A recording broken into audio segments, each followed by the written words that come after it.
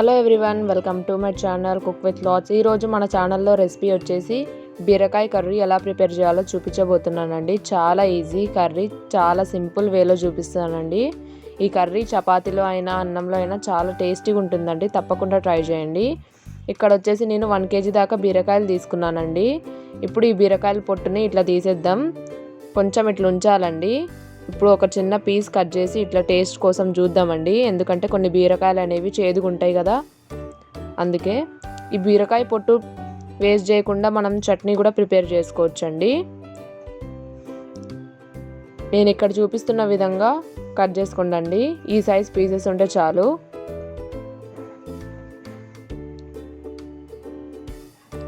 ఇక్కడ నేను అన్ని బీరకాయలు కట్ చేసుకొని పక్కన పెట్టేసుకున్నానండి.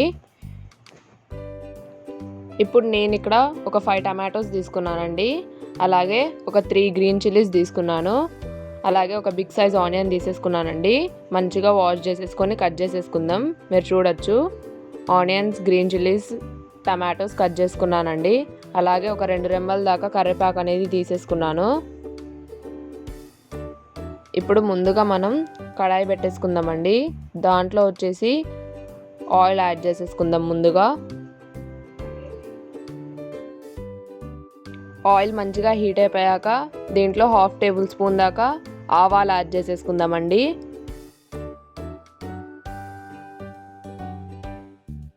అలాగే ఒక 1/2 టేబుల్ స్పూన్ దాకా జీలకర్ర యాడ్ చేసేసుకుందామండి. దీంట్లోనే పచ్చిమిర్చి కూడా యాడ్ చేసేసుకుందామండి. అలాగే ఆనియన్స్ కూడా యాడ్ చేసేసుకుందాం.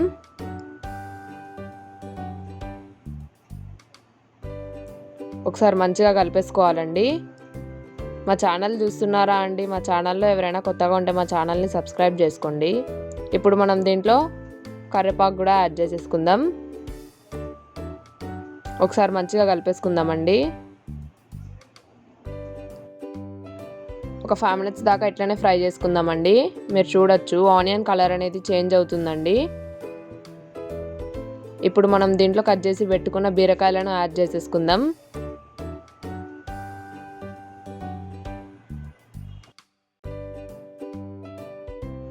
ఇంకా మీకు ఎలాంటి వీడియోస్ కావాలో నాకు కామెంట్ సెక్షన్ ద్వారా తెలపండి. నేను తప్పకుండా ట్రై చేస్తాను.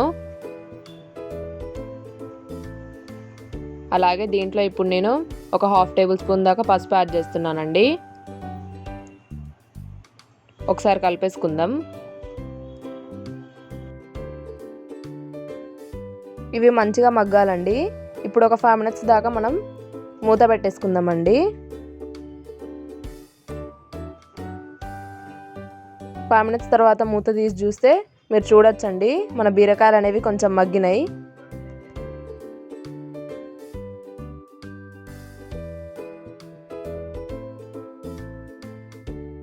అలాగే ఒక 5 minutes మళ్ళీ పెట్టేసుకుందామండి మూత.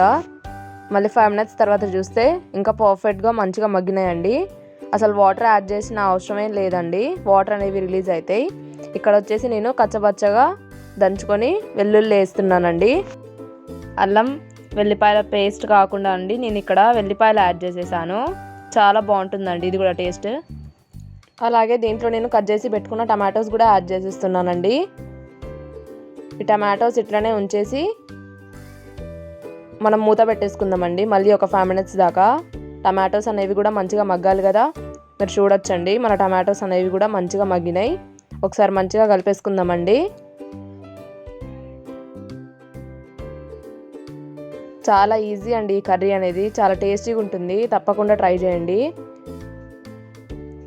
ఇట్లా మంచిగా ఉడుకుతున్నప్పుడు దీంట్లో మనం సాల్ట్ యాడ్ చేసేసుకుందాం. సాల్ట్ వచ్చేసి మీకు సరిపడా యాడ్ చేసుకోండి. అలాగే నేను 1 టేబుల్ స్పూన్ దాకా కారం యాడ్ చేస్తున్నానండి. ఒకవేళ మీరు కారం ఎక్కువ తింటే ఇంకో 1/2 టేబుల్ స్పూన్ యాడ్ చేసేసుకోండి. అలాగే ఇది వచ్చేసి గరం మసాలా నేను ఇంట్లో ప్రిపేర్ చేశానండి. ఈ వీడియో కావాలంటే కూడా మీకు లింక్ డిస్క్రిప్షన్లో పెడతాను నేను. ఇట్లా మంచిగా ఒకసారి కలిపేసుకుందామండి.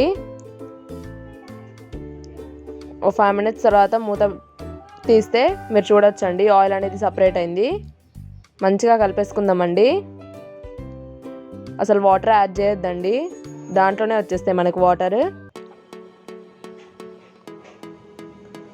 అంతే అండి, మన కర్రీ అనేది ప్రిపేర్ అయిపోయింది. స్టవ్ ఆఫ్ చేసేసుకోవాలి.